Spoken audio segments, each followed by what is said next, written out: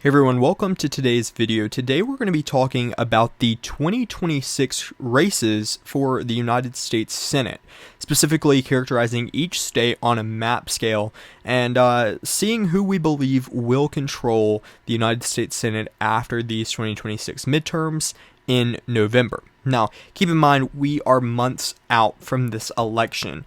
We're only in February, and the races have yet to even heat up. We don't even know who the nominees in certain states, including battleground states for that matter, are going to be.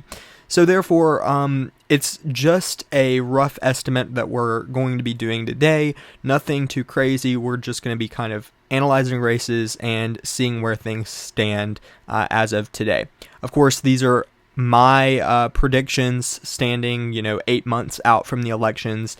Like I've said before, things have time to change. Things likely will change in the trajectory of the next few months.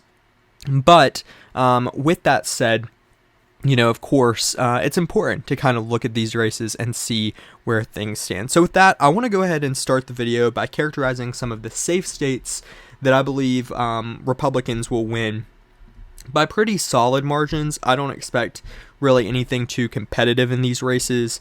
Of course, something could change, but as of right now, I believe that these are the states that are most likely to go to the Republicans by over a 15-point margin, if you will. Now, I'm also going to characterize some of the Democratic states that I believe are safe for Democrats coming into 2026, into the November elections.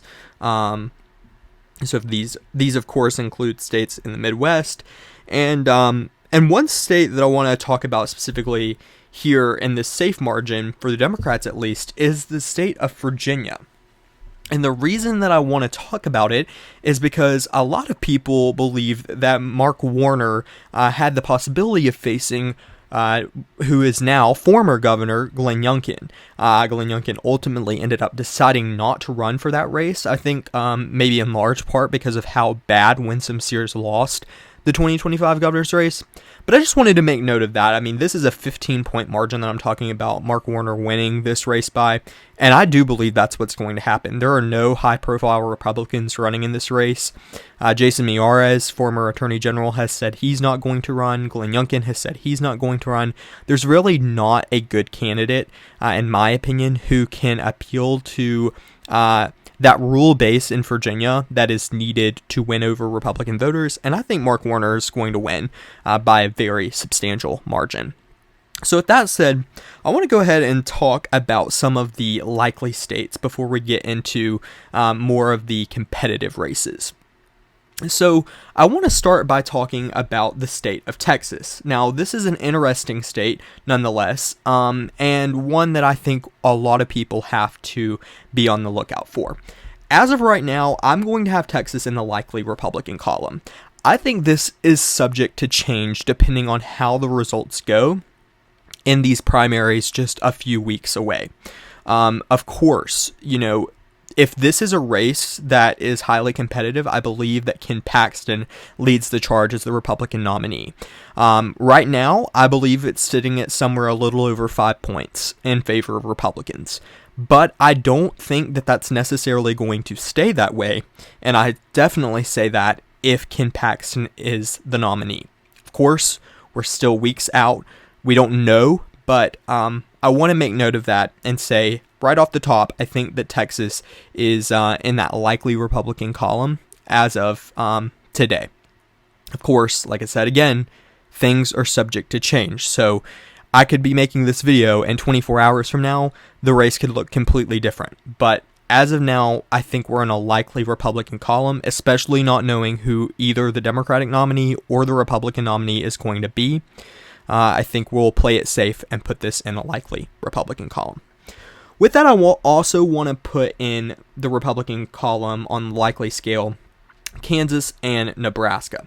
I don't think these come as a complete shock. I think that, Democrats are going to try and be a little bit more competitive here, but I don't see Democrats necessarily being able to win these races. And if I believe correctly, Nebraska is actually an independent. He's running, who ran in 2024. against Deb Fischer. So he's running again for this race as an independent. He wouldn't even caucus with Democrats, from my understanding at least, of the state of the race. So right now, I say Kansas and Nebraska somewhere under that 15-point margin, probably over 10 points, at least for Kansas. Nebraska maybe a little bit under. We'll have to just wait and see the fundamentals of this race, and I probably should make a video specifically talking about the race. So with that said, yes, Kansas and Nebraska both likely Republican states. Another state that I want to characterize as likely Republican is the state of Iowa. Now, this in recent days has become, or in recent weeks, I should say, not recent days, has become a state that Democrats believe they can target. And I just realized I have failed to put Democrats in a safe position in Illinois. That is my fault. I'm going to go ahead and characterize that as well. But moving back to Iowa, this race, I think, is going to be closer than people expect, at least.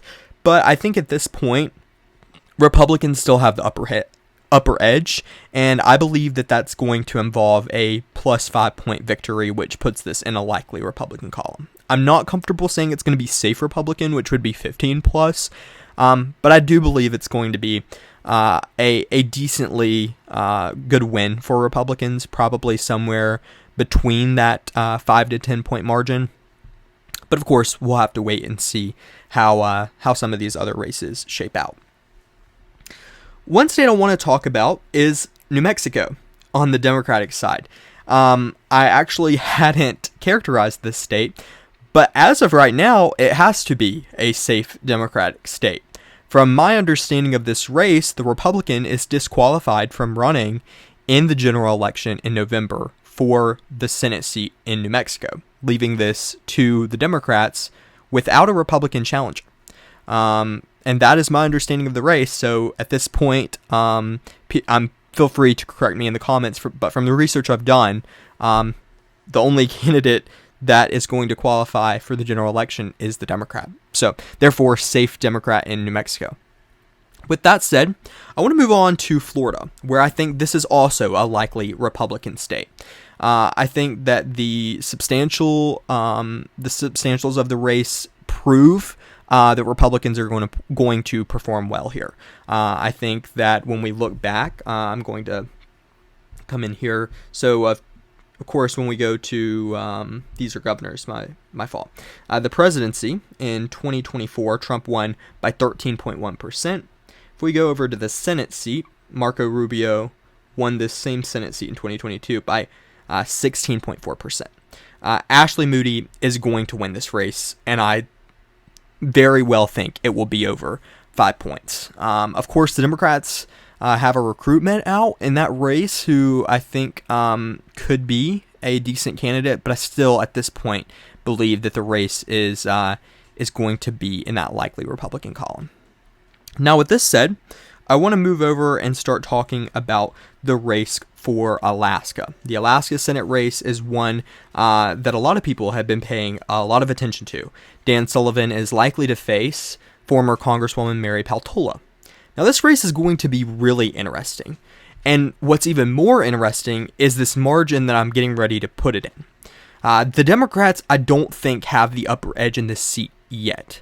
But that's subject to change.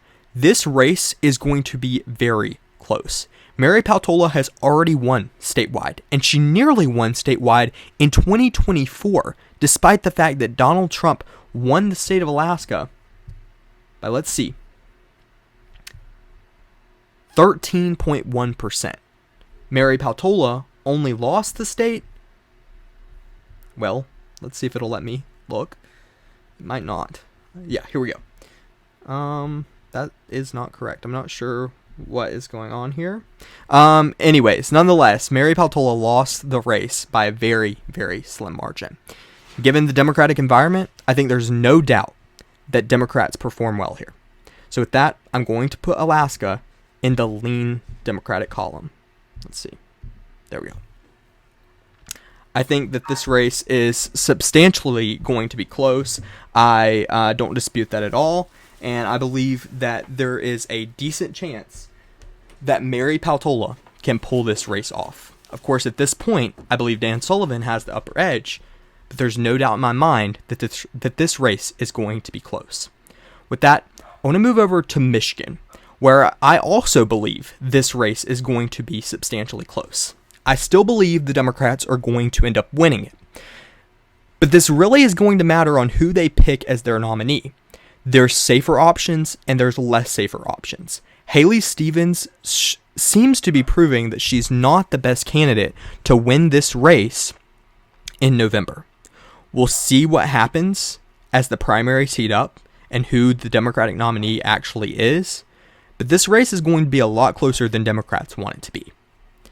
And with that, I'm going to move over and talk about the states of North Carolina and Georgia.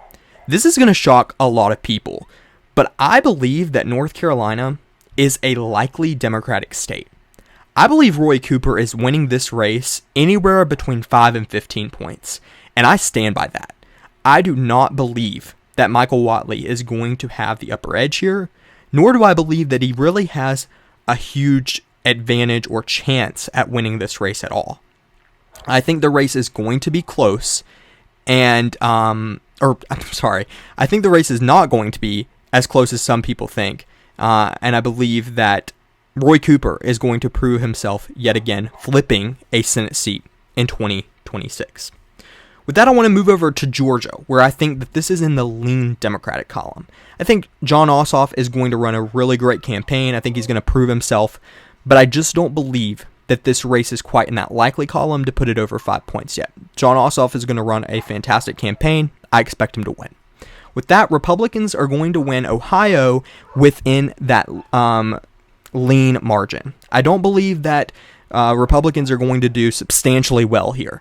I think that it's going to be a closer race, but I still believe Republicans pull it over the top. With that, New Hampshire is going to go in the likely Republican column, and I'm going to close out the video by talking about Maine. I think that Maine's going to be one of the closest races this cycle. I say that because of the history of Maine and Susan Collins running for this seat. And I also want to apologize. I'm not 100% sure if you can hear my dogs in the background, but if you can, my sincere apologies. But the state of Maine, if we look at this race really deep, we have to look at the facts of them, and we can see that Susan Collins has ran time and time again and outperformed polls. I believe there's a decent shot that she does that again, but I think the environment is in the favor of Democrats. I'm going to put Maine in that lean Democratic column. I think that there's a likely scenario that Susan Collins faces Janet Mills. And if that's the case, I think Janet Mills definitely has a shot to flip this seat. Graham Plattner as well. But as of this point, I think that perhaps Janet Mills is the more likely candidate on the Democratic side. So with that is my current prediction for the 2026 Senate races. And of course, we'll be doing multiple more of these videos as the weeks and months go on.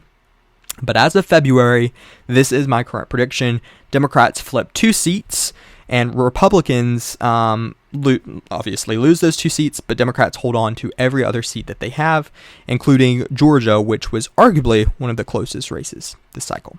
Thank you guys so much for watching. Make sure to like and subscribe down below. Give me your thoughts down below as well. What do you think is going to happen in these races specifically? Do you disagree? Do you agree with any of these margins and how the races are going to shape out? Let me know in the comments below. Thank you guys again so much for watching, and I'll see you guys in the next video.